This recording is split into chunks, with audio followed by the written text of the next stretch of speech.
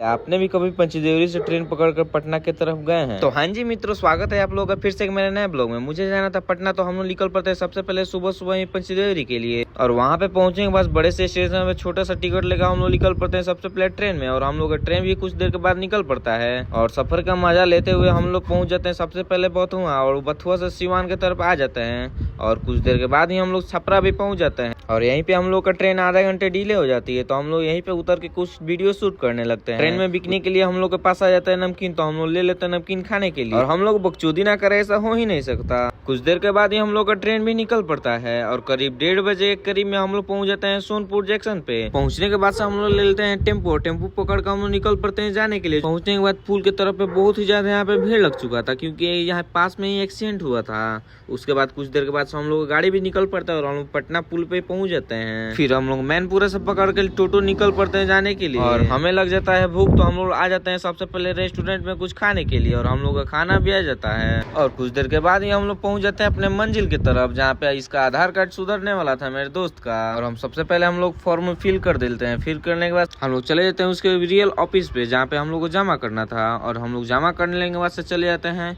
Juice पीने के लिए। और साहिल तो बहुत ही ज्यादा खुश था, क्योंकि उसका आज काम हो गया था बहुत दिन के बाद। और यहीं पे हम लोग 700 का मीरगंज के लिए टिकट ले लेते हैं और रात को निकल पड़ते हैं जाने के लिए। और कुछ देर के बाद हम लोग पहुंच जाते हैं सिवान। फिर मिल जाएंगे नए वीडियो के साथ, तब तक के लिए जय हिंद जय भारत।